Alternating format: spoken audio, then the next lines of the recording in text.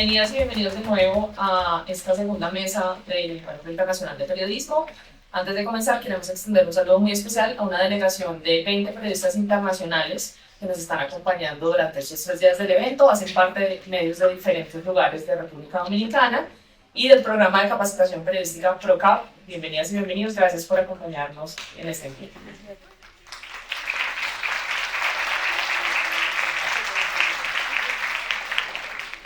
Vamos a dar inicio al conversatorio Viaje Falso, Paraíso por el Infierno Cierto del Darién, una conversación con el finalista del Premio Pulitzer del año 2024, Federico Ríos, fotoperiodista, sobre la experiencia personal y profesional al haber acompañado durante ese año el periplo de migrantes forzados a través del tapón del Darién.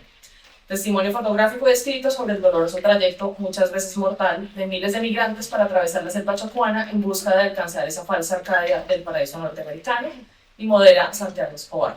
En esta mesa originalmente teníamos también acompañándonos a Julie Turkewitz, pero ella tuvo que viajar ayer a hacer unas investigaciones a Perú por razones del nombramiento del nuevo Papa y por eso no nos puedo acompañar hoy.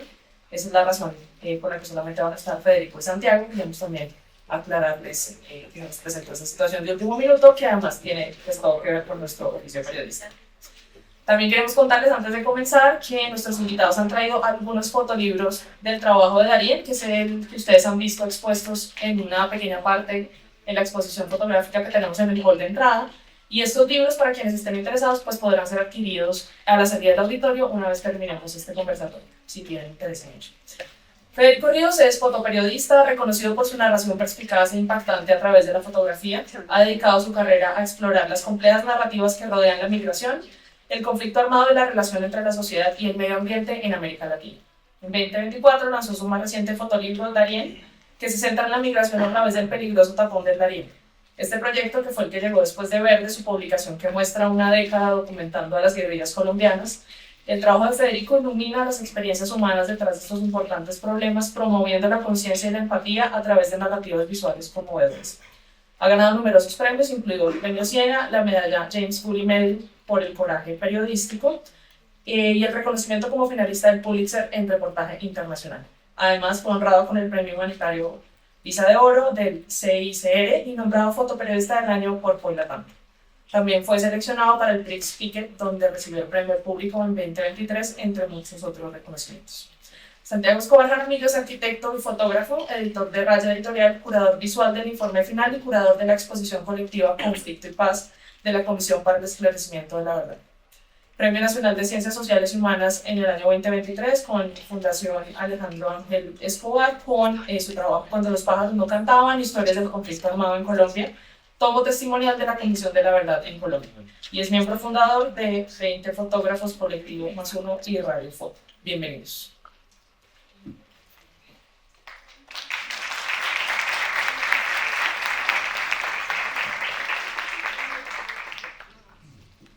Buenos días, qué gusto estar acá nuevamente en el 16º Encuentro Internacional de Periodismo, acá en la Universidad Externado.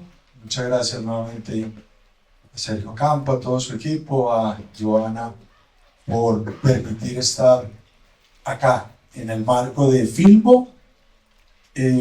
Para nosotros es una oportunidad muy grande de conversar con ustedes en el sentido que ustedes están interesados en los mismos temas que nosotros en relación a las historias, a la imagen, a la fotografía, a la verdad, a la reparación.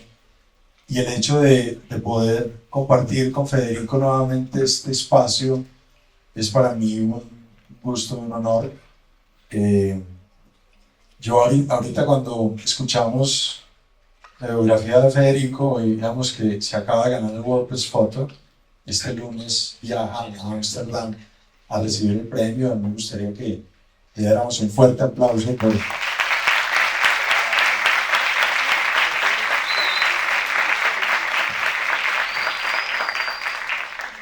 Como pueden ver, a Federico no le gustan mucho los halagos porque es una persona muy seria, muy comprometida.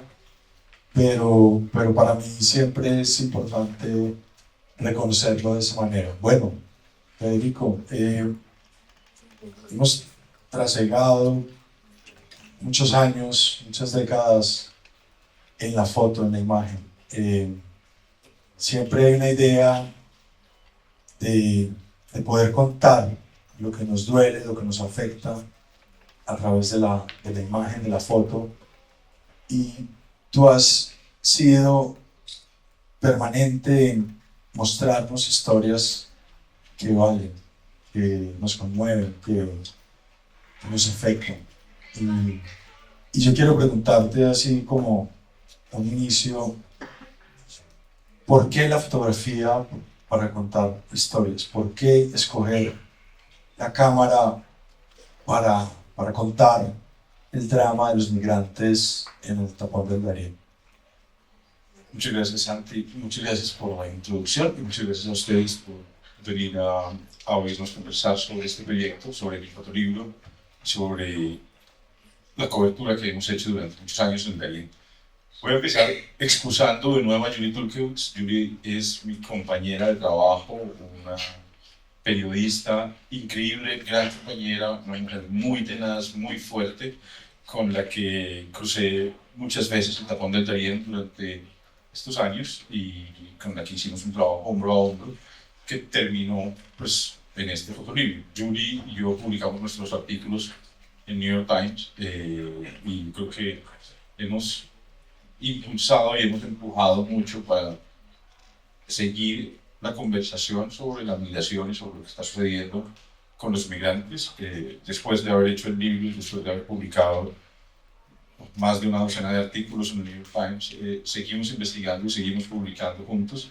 Y Julie pues estaba planeado que nos acompañara en esta conversación. Lastimosamente tuvo que viajar de última hora a Perú a hacer su trabajo periodístico. Es una pena, pero hace su trabajo periodístico y no pudo estar con nosotros. Pero aquí está de corazón y por supuesto en el trabajo. Estábamos bromeando, yo le decía a Julie que yo debía hacerme una camiseta con su foto para que... Sí, porque siento que es necesario darle a ella también un lugar de honor en este trabajo. No puedo decir que esto es algo que hice solo, atravesé el Darién varias veces y cada que lo puse con ella. ¿Y por qué escoger la fotografía? Yo creo que se trata de una elección personal, pero también de una posibilidad de articulación. Creo que no hay un medio que brille más que el otro.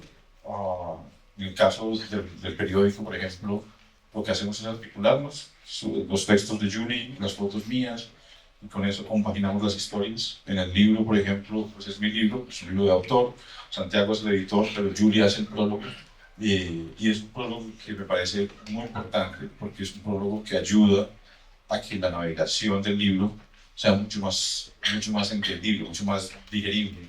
Y sin esa explicación del principio, tal vez sería más complejo. Entonces la fotografía es como lo que yo escojo, siento que es por ahí donde me puedo expresar, como un músico escoge la música, incluso escoge un instrumento, o como alguien decide escribir o hacer video o hacer sonido, cualquiera de los medios, pero para mí es como un medio más, es mi herramienta. Juan Mosquera Restrepo, que es poeta, escritor, activista de derechos humanos, él también participa en el libro con un poema bellísimo como Doloroso. Y encontramos una frase en este poema que dice: hay quien huye del fuego entrando a un incendio. Y tú entraste a un fuego que fue Venezuela hace una década, más de una década. Cuéntanos cómo es la génesis o cómo es el principio de este proyecto. Hacer un proyecto de fotografía documental, un libro como este, es muy particular porque no se planea de la manera, digamos, ordenada en la que la gente decide hacer sus proyectos. Normalmente, cuando alguien decide hacer un proyecto, tiene una perspectiva clara de lo que va a suceder y de lo que va a ser el resultado del proyecto. En la fotografía periodística y documental, pues no se puede, porque no puede adivinar el futuro. Entonces, yo estaba muy feliz en 2013 por las calles de Medellín, un día soleado, así, de gafas de sol, shorts y chanclas, paseando el perro y comiendo un helado. Y me llamaron y cuando contesté el teléfono me dicen: se murió Hugo Chávez. Entonces boté el helado y salió el perro y yo salí corriendo sin gafas. Cogí mis cámaras y me fui a Venezuela y me fui a fotografiar el funeral de Hugo Chávez y el luto del pueblo venezolano enterrando a su líder. Hugo Chávez era muy querido por una gran cantidad sí, por una gran cantidad de venezolanos. Y yo estaba ahí fotografiando la muerte del líder, la tragedia. Ah, pero para mí era imposible siquiera pensar que esas fotos que yo estaba haciendo a forma de un documental corto, muy corto, o sea, estoy documentando eso, esto específico de la muerte del presidente, se iba a convertir 11 años más tarde en un fotolibro. Después de que fotografié eso, regresé a Colombia y luego volví como un mes más tarde para las elecciones en las que resultó Nicolás Maduro elegido como sucesor y presidente. De nuevo, entonces ya pensaba, bueno, estas fotos de la elección de Maduro las puedo poner con las fotos de la muerte de Chávez. Un par de años más tarde, cuando empezó el éxodo de venezolanos a pie de Venezuela a Colombia, se iban a Táchira y de Táchira cruzaban a Cúcuta, entonces hice otras fotos. Entonces pensaba, pues si se dan cuenta, siempre estoy pensando no hacia adelante, sino hacia atrás. Yo fotografiaba a los venezolanos migrando a pie por las lomas, por el páramo de Berlín, caminando entre Cúcuta y Bucaramanga, y en ese momento estaba pensando, estas fotos las puedo poner con las de la elección de Maduro y las puedo poner con las de la muerte de Hugo Chávez. Y así estoy haciendo el proyecto, pero mirando para atrás, viendo cómo las fotos que hago ahora las puedo articular con imágenes que ya hice y con acervo documental que ya tengo archivado en mis discos.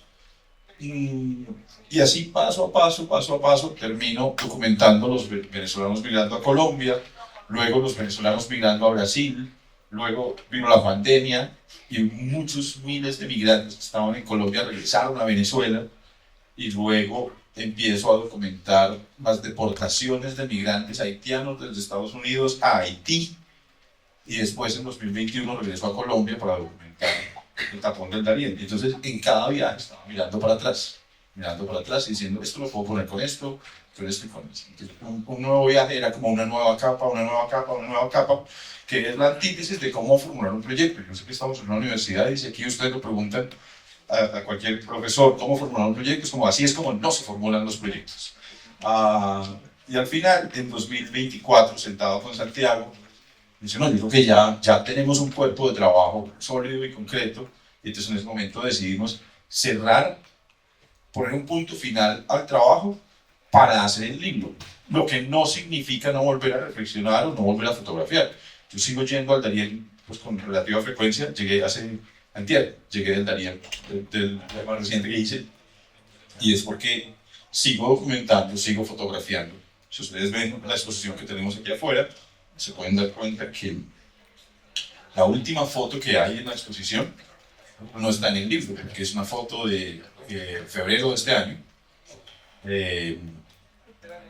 Y el libro lo cerramos a mitad del año pasado, finalizando el año pasado. Lo particular es que después de que decidimos finalizar el libro, también desapareció la migración por el Darién. En este momento no hay migración de sur a norte atravesando la selva del Darién.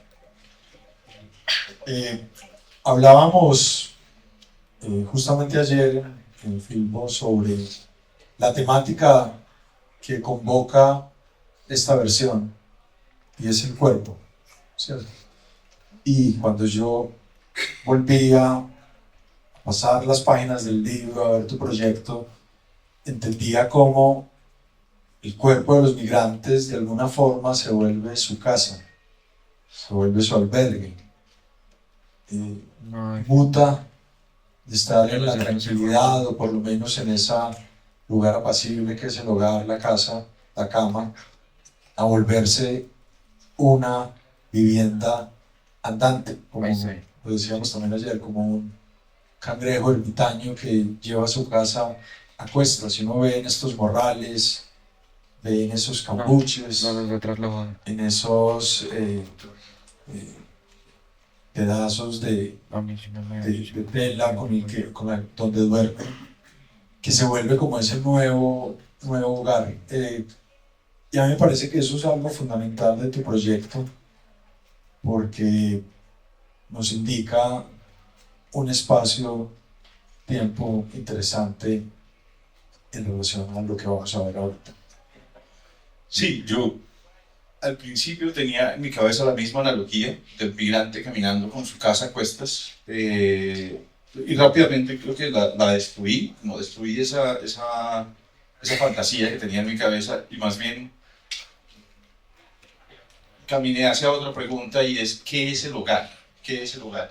Yo creo que hay un lugar común equivocado para mí de pensar que el hogar es la casa, pero yo siento que el hogar es mucho más amplio que eso, es un concepto mucho más extendido, mucho más complejo también, y es que si yo tuviera que preguntarle a cada uno de ustedes ¿qué se llevaría a mi casa si tuviera que ir de casa hoy? Entonces, a lo mejor hay objetos, a lo mejor hay fotos, hay recuerdos, una prenda, no sé.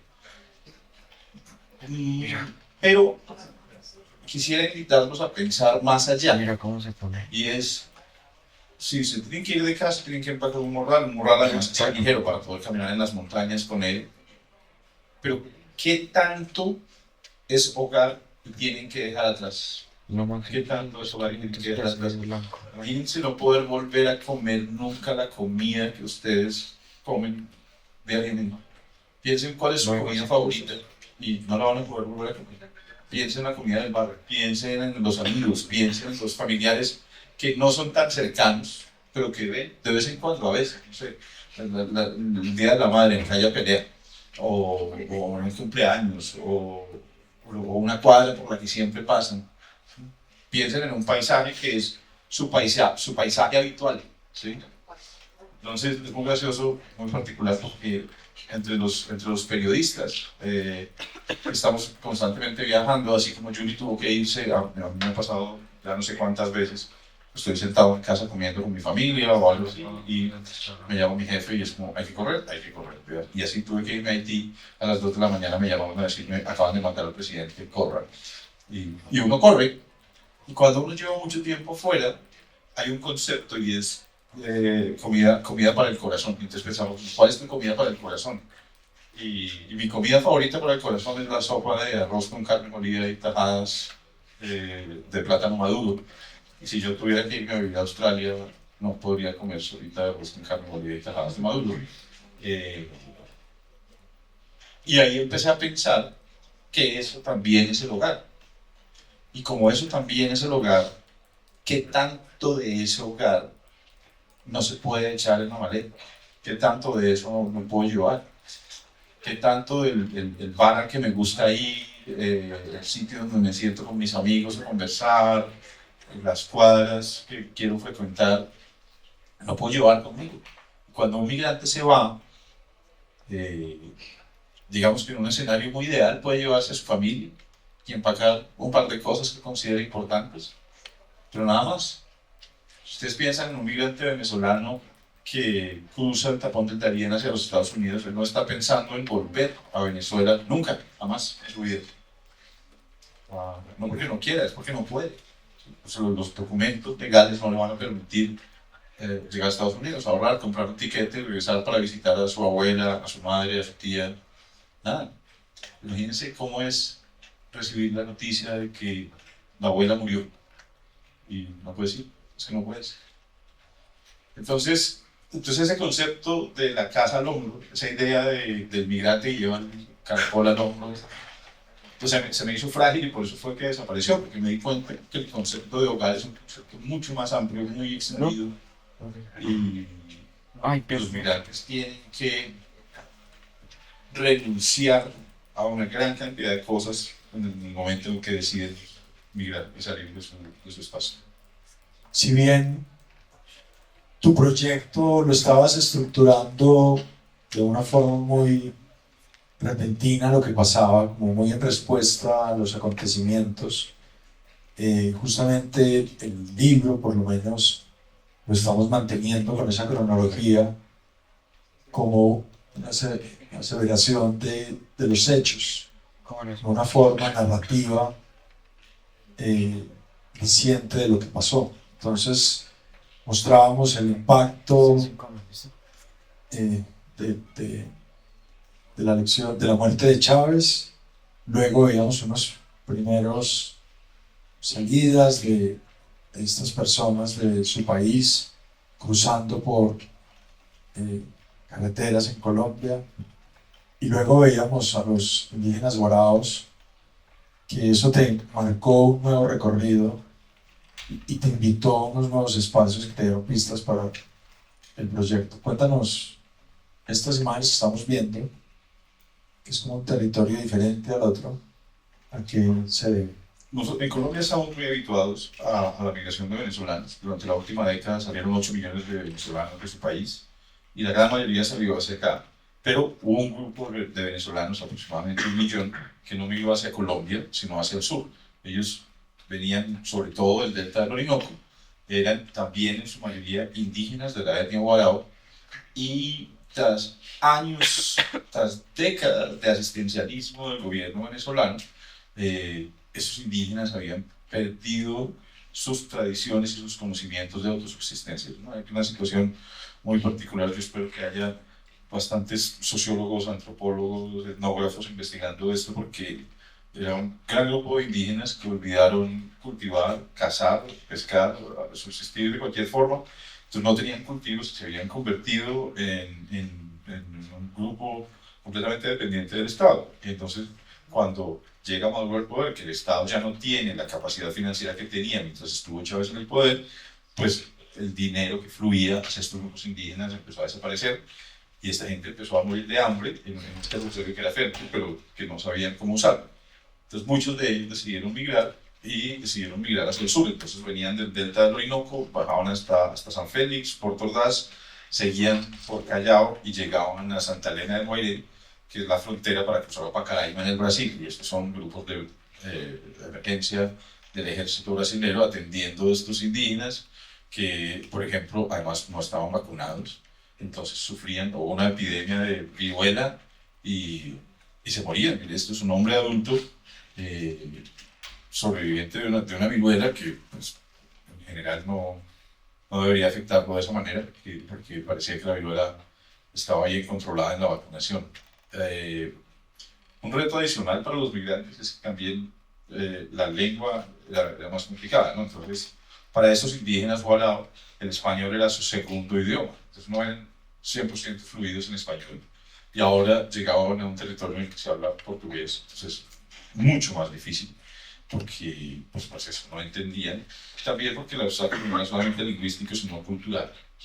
Pues, venir de mi territorio indígena y cruzar a un territorio nuevo en otras condiciones culturales diferentes es siempre un reto, siempre un reto. Entonces, si ustedes se imaginan eso, además en la precariedad de ser migrante, en la vulnerabilidad de ser migrante, es mucho más difícil.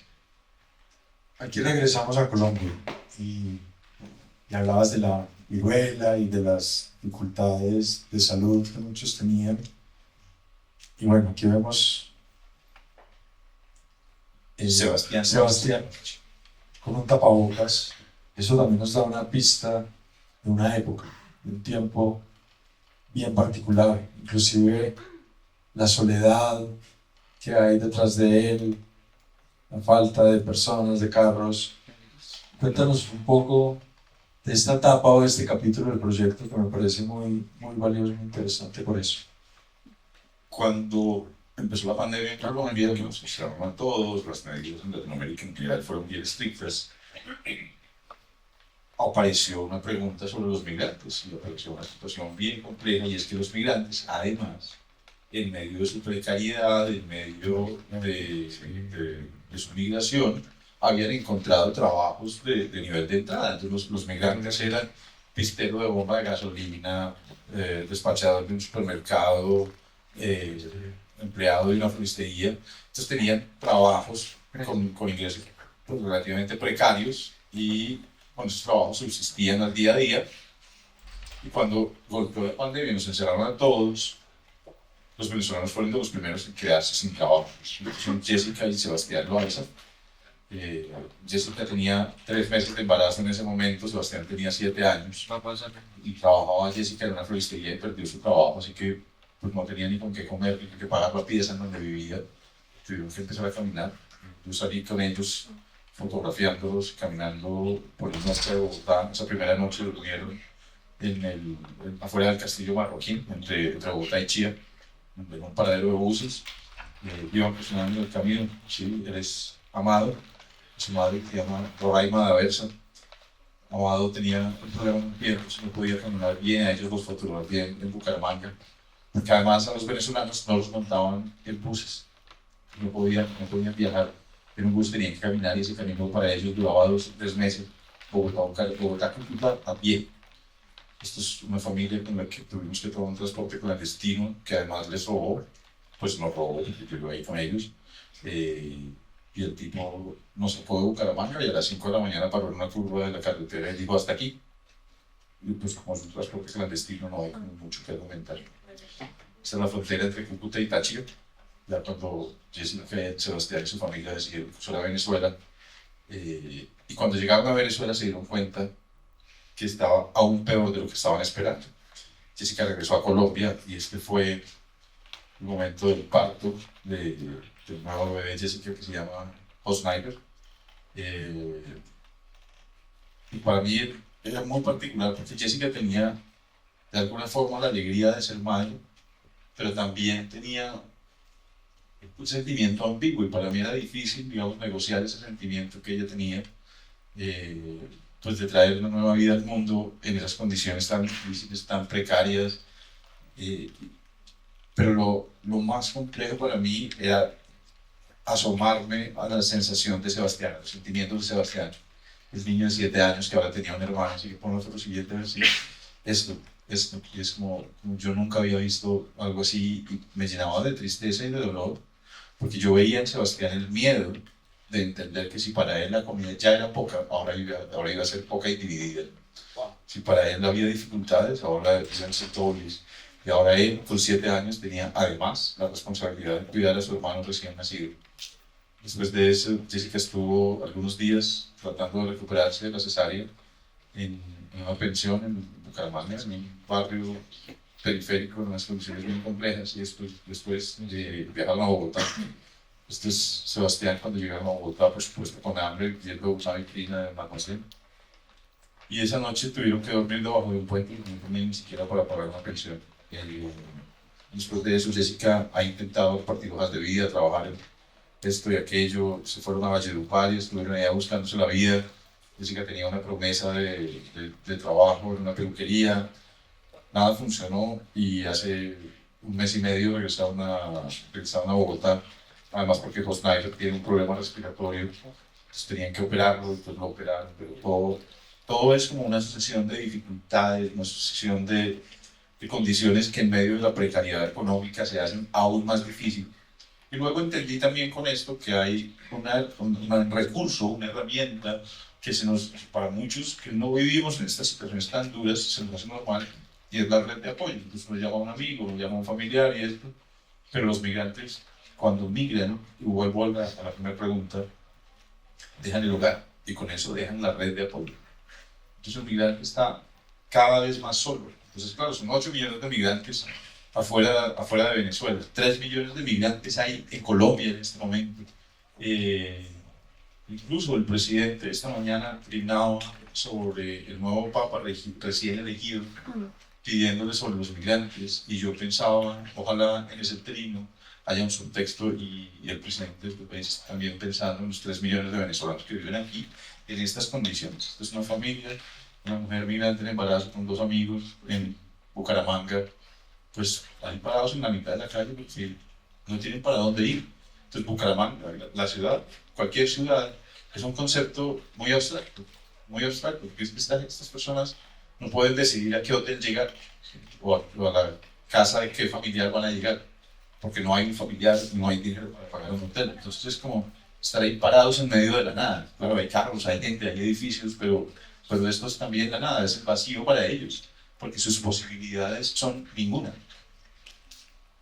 A mí me sorprende mucho esta imagen, porque de alguna forma nos muestra esos tantos posibles caminos, ¿cierto? Como esa rosa de navegación donde sigo para acá o para allá o me devuelvo, como esa incertidumbre. Pero de alguna forma yo, pues, pensando en tu oficio como fotógrafo, hay un seguimiento, como hemos visto en estas imágenes anteriores, hay un compromiso por seguir estas historias en distintos niveles. ¿Por qué para ti es necesario todas estas capas? ¿Por qué no, cierto, solo la foto del puente o esa noche del puente es una historia poderosa? Pero tú sigues, estás en el nacimiento, estás en el puente, estás en el recorrido, estás en el terminal, sigues. ¿Por qué es importante para ti como fotógrafo, periodista, continuar estos pasos? Voy a hacer un pie de página para esta respuesta, porque quiero, antes de responder, decir que yo no creo que haya un único camino. Yo no creo que haya una verdad revelada y una única forma de hacer las cosas. Entonces, la manera en la que yo hago mi fotografía es la manera en la que a mí me gusta. Eso no significa que yo considere inválido o menosprecie otras formas de hacer la fotografía. Esa es la forma en la que la hago yo y me parece perfectamente válida muchas otras formas de mirar y de fotografiar. Yo estoy cada vez más preocupado dentro de la fotografía por la ética de la fotografía y cada vez menos preocupado por la estética de la imagen. Yo siento que en un universo y en un mundo en el que en este momento se producen millones y millones y millones de imágenes, la estética, la carga estética dentro de una imagen es cada vez menos importante para mí. Menos importante. Hay un texto maravilloso de Joan Foncuberta que habla sobre, se llama La furia de las imágenes, para que ustedes se hagan una idea rápida de uno de los aspectos que ese texto relata. Dice que hay tantas fotos se hacen en un día en el mundo que ya es imposible para un humano ver las fotos que se producen en un solo día. Las fotos que se produjeron hoy, ¿es 9 de mayo? Las fotos que se producen el 9 de mayo de 2025 ya no las podemos ver. Si nos podemos gastar el resto de la vida en eso, no alcanzaríamos a verlas. Uno podría elegir el arte que se produjo en los siglos XVII, XVIII y XIX, antes de la revolución mecánica, y uno podría ver todo el arte que se produjo en esos 3 siglos, y ahora podemos ver las fotos que se producen en un día.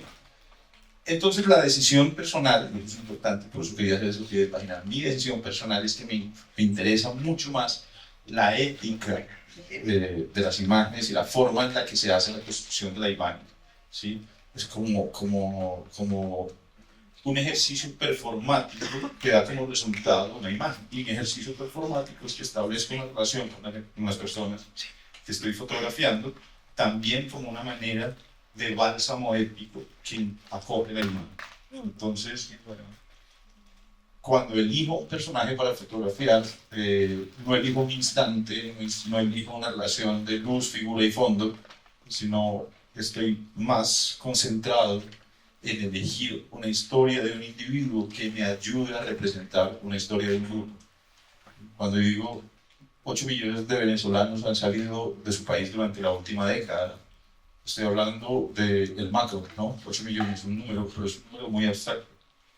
Cuando digo Jessica Loaiza y su hijo Sebastián y su hijo Josmaiber, que nació en Bucaramanga, estoy hablando de 3 de los 8 millones, con nombre y apellido, con rostro, porque me parece importante que desde ahí nos acerquemos a los individuos, desde una rehumanización de la humanidad. Yo siento que de una manera estamos perdiendo la humanidad muy rápido, muy rápido, muy rápido. Si ustedes piensan en nuestras opciones de solidaridad, creo que hay demasiadas burbujas de privilegio que la gente decide no romper, en las que la gente decide no salir de sus escenarios de confort, encerrarse en su burbuja de privilegio y pensar, sobre todo equivocadamente, que nunca nadie va a venir a pinchar su burbuja de privilegio y que nunca nada les va a pasar a ellos. Y mientras más alto se va en la escala social, y sobre todo el nivel de ingresos, más blindada pareciera esa burbuja. Y he visto muchas burbujas pincharse, he visto mucha gente caer y golpearse duro contra la realidad. Y pues mientras más camino documentando a estas personas, más me interesa entender su humanidad y ser capaz de llenarla de ilusiones, porque hasta ahora no son más que ilusiones, de que mis fotos funcionen como un puente entre mundos, como un puente entre el mundo, los que dejaron todo atrás y decidieron caminar la selva del Darién arriesgando su vida, y pues no sé, el presidente de los Estados Unidos se levanta todos los días y lo primero que hace es ver el New York Times, y cuando ve mi foto ahí espero que ese mensaje le llegue de alguna manera, que ya yo la quedo con él. Todo es una ilusión. Inclusive hablando de ese modo y esa metodología de trabajo tuya, justamente yo siento que aquí están las pistas de cómo las historias, pues obviamente tú las buscas y las investigas, pero también te llegan precisamente por ese interés humano de conocer a fondo lo que ocurre. Ya, dale. Entonces, para contarles una anécdota puntual y muy específica, ¿puedes volver con unas 5 fotos atrás?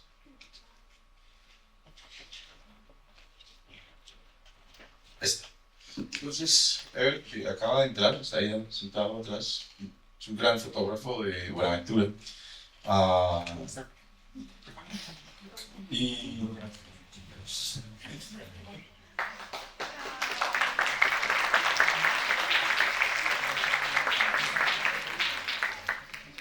yo estaba en Buenaventura haciendo un taller de fotografía en el que Ever estaba participando. Y eran unos 12, 15 jóvenes de Buenaventura, estaban muy interesados en la fotografía. Y yo estaba ahí, como también muy contento, muy entregado al taller. Y en un momento recibo una llamada y era Javier. Javier era el esposo de Jessica. Y Javier me dice al teléfono: Fede, estamos en Bucaramanga, Jessica está muy mal, está sangrando, tuvo que haber una ambulancia por ella, se la acaban de llevar al hospital y parece que le van a tener que hacer una cesárea para que nazca el niño. Y entonces yo miré a Ever y a sus otros compañeros y les dije: muchachos, me da una pena con ustedes, me tengo que ir ya. Y los dejé colgados, así como Julio tuvo que ir. Me fui al hotel, empaqué todo, abrí el computador y empecé a buscar un tiquete para llegar a Bucaramanga a fotografiar el parque. Y si ustedes más o menos entienden la geografía nacional, pues de Buenaventura a Bucaramanga no es tan largo, 1000 kilómetros. Pero pues uno dice, pues Buenaventura, Cali, Cali, Bogotá, Bogotá, Bucaramanga, ¿no? 3 aviones, llego de una. No, no se puede. Para ir Buenaventura a Bucaramanga se demora 2 días en avión. No hay forma de hacerlo en un día, porque no hay como escalas que se puedan articular. Entonces yo tenía una ventaja, yo estaba en la moto. Entonces dije, bueno, pues en la moto. Y me eché 1000 kilómetros en 9 horas y media. Y llegué a medianoche al hospital de Bucaramanga y había una camioneta esperándome fuera del hospital y estaba lloviendo. Yo me empeloté en la calle, el conductor estaba un poquito escandalizado. En la calle, me vestí, me puse ropa seca, mis cámaras me las colgué, entré y a los 10 minutos Jessica tuvo su hijo. Y es que para mí eso es como esas fotos íntimas y personales con nombre y apellidos muy importantes, porque es mi forma de conectarme con las historias, mi forma de que las historias luego también se conecten con ustedes. Vamos unos 6 fotos ahora.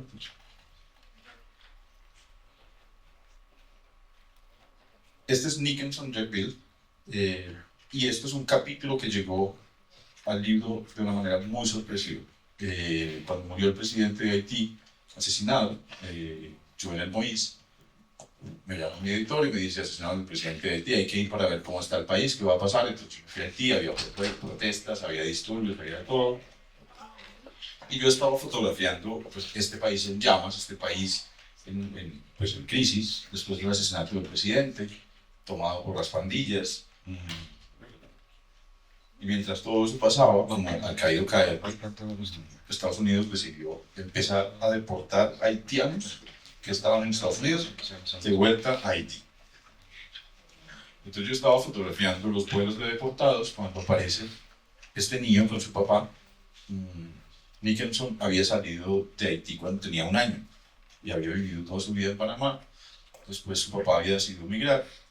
Cuando y entró a los Estados Unidos, el gobierno de los Estados Unidos los capturó, los puso presos, los montó en un avión y los deportó a Haití. Nicholson no habla creole haitiano, no conocía el barrio, no conocía la ciudad, no entendía la moneda, ni las dinámicas sociales, ni entendía nada. A él le fotografía en su casa. Y él fue, digamos, el principio de volver al Darién a fotografiar, porque yo estaba en Haití fotografiando a Nicholson cuando empecé a darme cuenta que había un pico enorme de haitianos cruzando el tapón del Darién, y de ahí decidí volar Puerto Príncipe, Miami, Miami, Río Negro, Medellín, Medellín apartado y llegar a Necoclí para cruzar el tapón del Darién con los haitianos. Bueno, y esta foto marca otro cambio en ese recorrido y otro momento que iba a abrir para ti un nuevo espacio fotográfico muy impresionante, que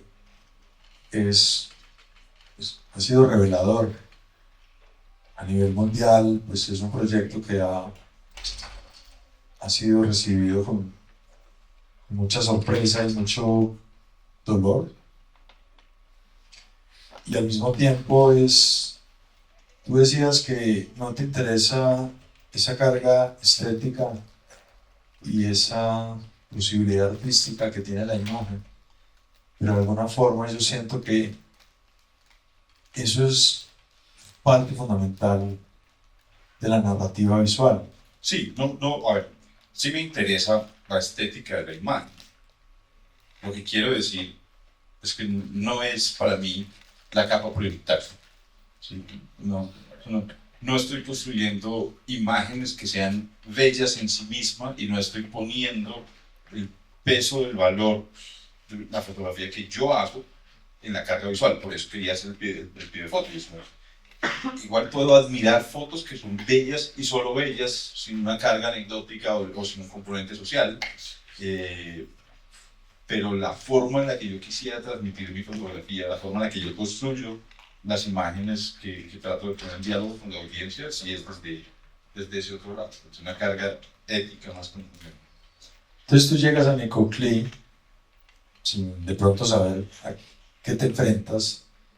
Y bueno, esta foto a mí también me interesa mucho, precisamente porque nos da otras pistas sobre estas unidades o baterías sanitarias que es lo único que hay, y por eso se ven tantas personas alrededor.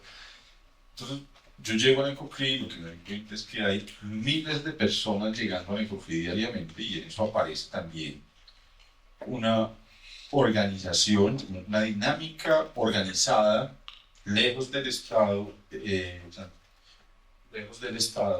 que está dándole flujo y dándole tránsito a todas estas personas. Entonces esto es, pues, sin paliativos y sin anestesia, un tráfico de migrantes a gran escala. Había días que a Necoclí llegaban 5.000 personas, y esto no es del aire, no es en paracaídas, estos son buses, albergues, comidas, de todo. Estos son familias rogando en un refugio humanitario, y esas son las personas comprando los tiquetes del bote para cruzar entre Necoclí y Acandí para poder pasar de un lado al otro. Por supuesto, estos son locales que se hicieron millonarios lucrándose del dinero de los más vulnerables, migrantes en condiciones de hambre, huyendo para salvar sus vidas, en contraste con personas que tenían que cantar en las playas de Necoclí para recoger monedas para comer. Niños soñando con el Capitán América. Más allá, de nuevo, más allá de juzgar si me gusta o no la idea del sueño americano, y en eso pues tenía un poco de conflicto con el título que le pusieron a esta charla, ¿no? Es que decían el falso, ¿cómo era? El falso paraíso. ¿Cómo? ¿Falso ya? Falso. Sí, falso. Pues decía el falso paraíso, y yo decía el falso paraíso. Es que ya me avisaron que quedan 15 minutos, entonces me toca acelerar para el final. Y yo me pregunto hoy, ¿por qué falso?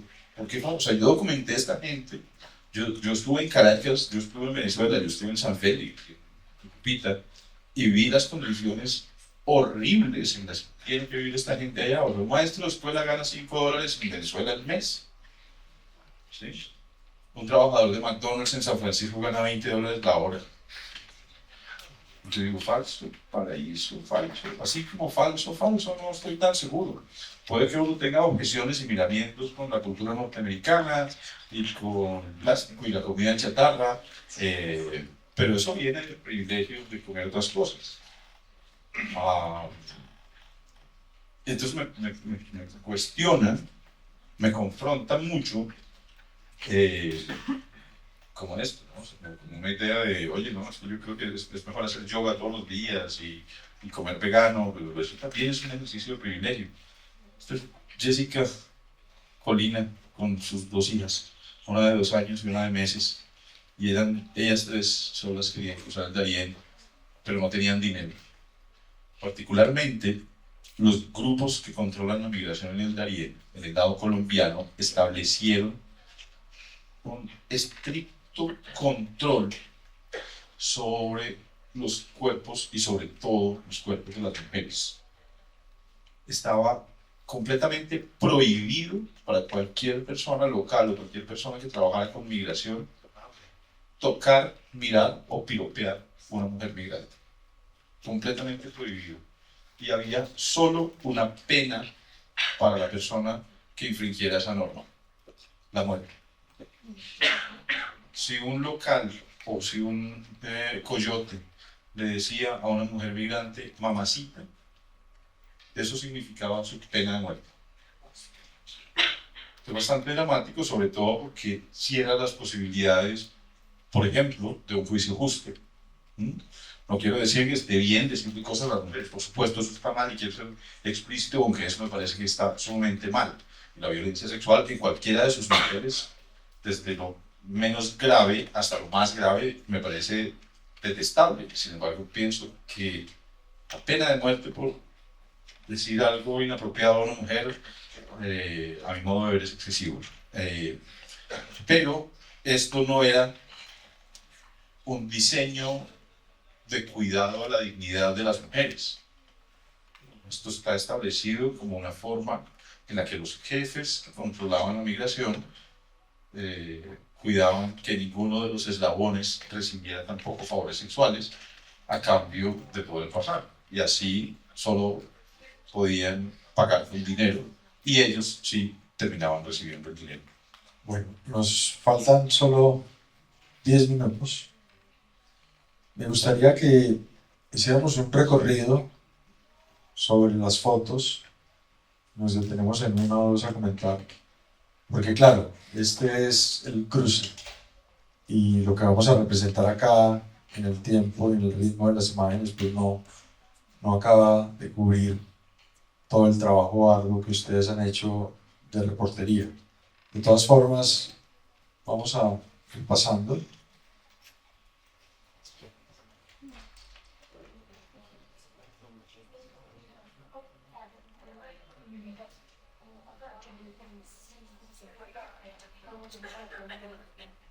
Por ejemplo, un chico se llama Samuel Galway, y Samuel era el jefe, el hombre cabeza de familia de su grupo familiar. Entonces Samuel viajaba con su mamá y con 2 hermanitos menores, y a los 11 años Samuel tenía más responsabilidades de adulto.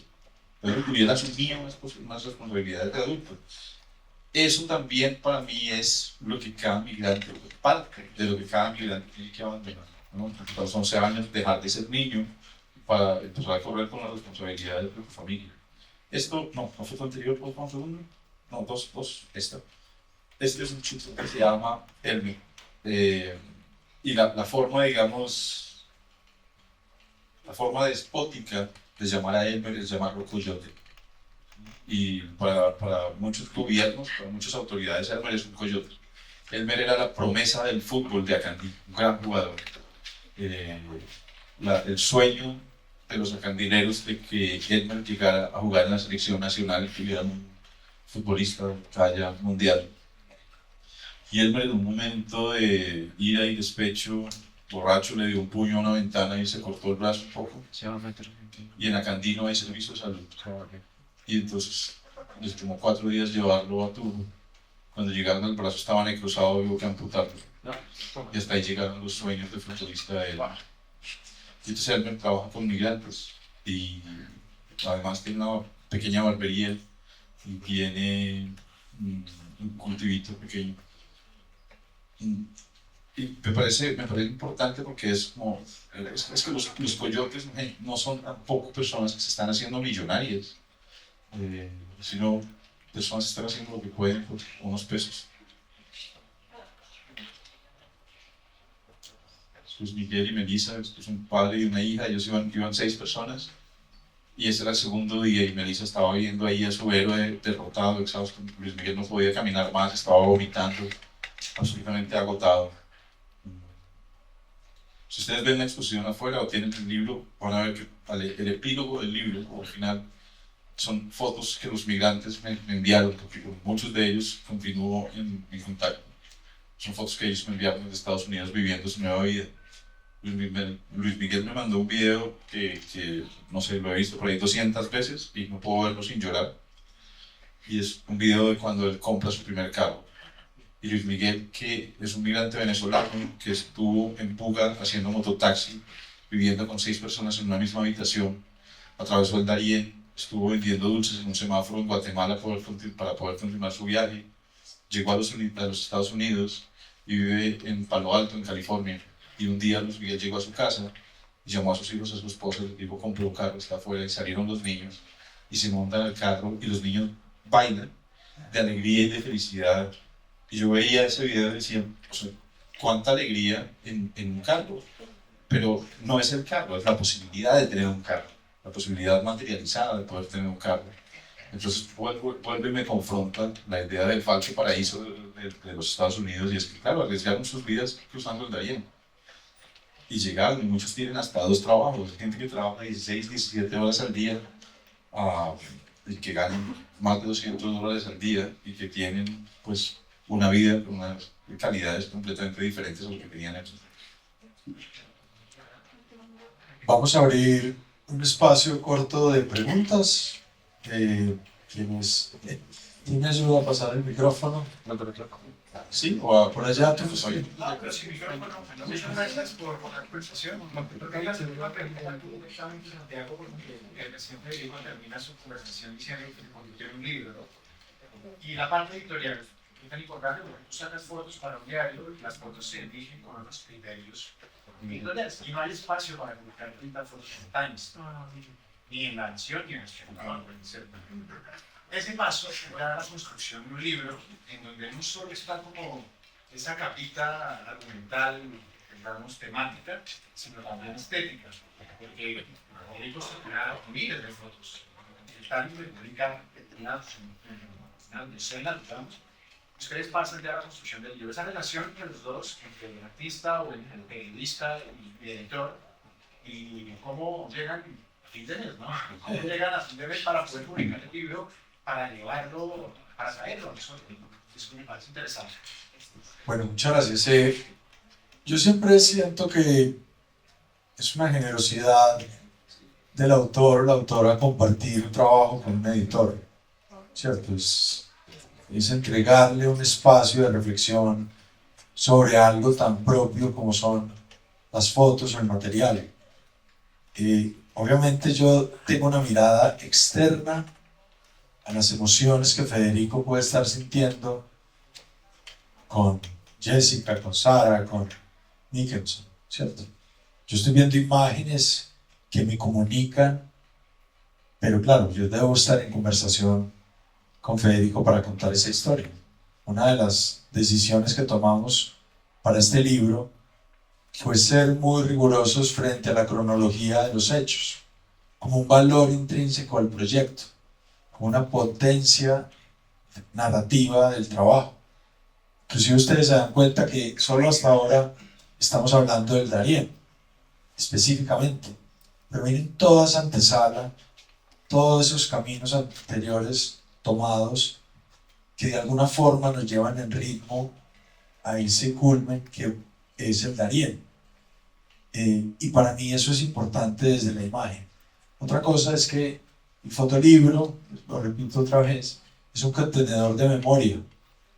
Es una forma de traer el pasado al presente, es una forma de no olvidar esos hechos que han ocurrido y que más que un fotógrafo que ha estado en el lugar registrando y documentando estos hechos para dar cuenta de eso.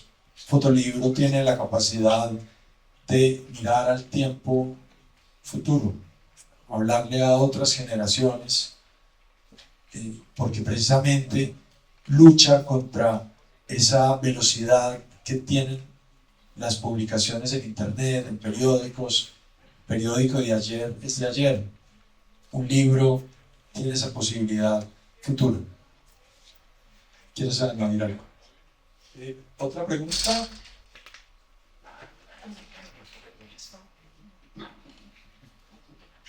Hola, ¿qué tal? Bueno, yo tengo una pregunta para Federico y es que obviamente tú eres fotoreportero, plasmas la realidad y hablabas de ese sentido ético de la fotografía. Me gustaría saber cuáles son esos criterios éticos que de pronto tú has construido, porque claro, digamos, nos mostrabas esa foto de Jessica con su bebé y uno pensaría, pues pucha, ¿cómo voy a mostrar un bebé recién nacido? ¿Cierto?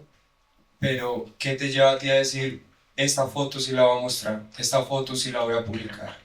Es súper fácil. Pues yo no fotografío a nadie que no quiere ser fotografiado. No fotografío a nadie que no quiere ser fotografiado. Es fácil, ¿sí? Porque la gente además es muy expresiva. Que si yo levanto la cámara y alguien se tapa, o me pone las manos así, o me dice no, o después, uno sabe eso. Y entonces yo no uso lentes largos, yo uso un 35 y un 50. Son lentes muy cortos. Y en mis fotos está, yo no puedo entrar a la sala, a la habitación del hospital donde está Jessica con su bebé en contra de la voluntad, bueno, sí, tal vez podría, pero no lo hago, no entro ahí en contra de la voluntad de Jessica. Jessica sabe que estoy ahí, cuando tengo un lente corto, entonces estoy a 1 metro de Jessica, ¿sí? Y en mis fotos, todos, ustedes se dan cuenta que todas las personas saben que estoy ahí, ¿no? Es obvio que estoy ahí, es obvio para ellos, quiero decir. Y para mí es como la primera línea ética que decido construir para poner en mi fotografía, y es, yo solo fotografío gente que sabe que lo estoy fotografiando, que está de acuerdo con la fotografía, incluso en esos momentos tan difíciles. ¿Sí? Sí, yo conectando como con la pregunta del compañero, también quería como saber cuáles son como las reacciones de los migrantes al saber que usted está acompañando los procesos. O sea, no sé si de pronto tiene algún... Ah, bueno. Gracias. Sí, sí, perdón. Que conectando como con la pregunta del compañero, quería saber cuál es la reacción de las personas al saber que usted está acompañando, cuáles son las sensaciones de pronto de las personas que están en esta situación tan difícil, de que usted siempre esté haciendo presencia, ya digamos aclarando si quieren ser fotografiados o no, ¿cierto? Si de pronto tiene alguna experiencia, algún comentario, alguna manera de agradecimiento por su presencia en ese espacio. Y también quiero anexar como cuál es su carga de responsabilidad después de conocer estas historias, cuál es su sensación como de saber que usted sigue en contacto con estas personas, que además se vuelve, siento yo, como, no sé, como una responsabilidad afectiva, que nuestro trabajo, pues yo lo digo desde mi trabajo de la música también, ¿cierto? Como de esa responsabilidad de cargarse a veces como poner a salvo a una persona o poner a salvo su historia, o sí, como todas estas perspectivas, sí, sobre todo las sensaciones de los migrantes al estar usted acompañando todos los procesos. Entonces, primero, para la mayoría de los migrantes es muy sorpresivo que yo esté ahí. Es muy sorpresivo. Yo uso por lo menos 2 cámaras y siempre las tengo colgando de mi cuello. Y entonces, pues, es muy obvio que soy el mosco en la sopa. Eso permite que yo no me acerque tanto a ellos como ellos a mí. Y eso ayuda mucho en hacer un intercambio y un diálogo fluido, ¿sí? Entonces, ¿usted quién es? ¿Y usted por qué está aquí? ¿Y para quién son esas fotos? ¿Y eso en dónde aparece? Entonces, cuando aparecen todas estas preguntas, eso me permite, pues claro, abre un diálogo. Entonces, ya hay un diálogo. Normalmente, la siguiente pregunta es sobre la comida y la hidratación que llevo conmigo. Y cuando se dan cuenta que no tengo tanta, hay otra pregunta y es: ¿este tipo por qué decide venir aquí a sufrir? ¿No? Entonces, por ejemplo, como parte de la preproducción para atravesar el Darién, con mi compañera, con Julie, siempre pensamos qué vamos a comer y cuánto vamos a comer. Y cómo vamos a comer y dónde vamos a comer. Uno ya sabe que va a ir a comer de la gente que no tiene comida. ¿Sí? Entonces, ¿qué comerían ustedes? ¿Qué llevarían ustedes? Entonces, hacemos una hermosa dieta de sándwiches de mantequilla de maní con bocadillo, un sándwich al día. Que es la manera de presionarnos a nosotros mismos y decir: yo no puedo llevar comida para 5.000 personas, es imposible. Y sería muy horrible llevar comida para 5 de esos 5.000 y dejar a 4.995 mirando cómo le dimos comida a 5 y el resto no. Entonces llevo un sándwich por día y eso es mi comida.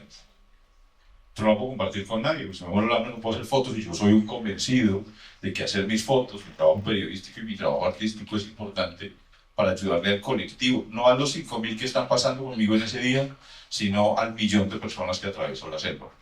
¿Ayudar cómo? Ayudar con la memoria. Mi trabajo es para la memoria, no para ayudarle a un individuo específico, y yo creo que eso es algo que ellos entienden de manera muy rápida.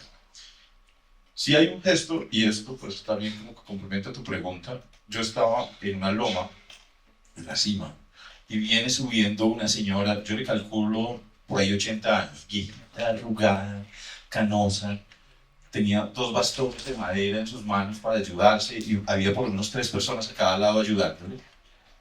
Y uno sabe cuando está viendo una foto contundente. Entonces yo vi esta imagen y le vacié la cámara. La viejita caminó con mucho esfuerzo hasta que pasó por el lado mío en la cima, y estas personas que venían ayudándole la sentaron, porque esta señora venía exhausta, sudando, respirando ya muy difícil. Y entonces yo disparé la última foto y hay una agridulce sensación de pensar: tengo una gran foto para contar lo difícil de esta historia y cómo hasta ancianos de 80 años están cruzando por aquí. Y en ese momento viene un tipo, en el inglés más machacado del mundo, a decirme con mucha humildad: oiga, qué pena, yo sé que usted es periodista, pero por favor le pido que borre esa foto. Esta es mi abuela, venimos desde Afganistán, y mi abuela no tenía su cabeza cubierta porque el calor y la humedad y el sudor, y para nosotros sería una vergüenza que cualquier persona viera una foto de mi abuela sin su cara cubierta. Y para mí el botón más importante de la cámara es ese: borrar, borrar, borrar, borrar, borrar, sin preguntas y listo. Ninguna imagen para mí vale la pena atropellar la dignidad de una persona. Y luego, para terminar de hacer eso,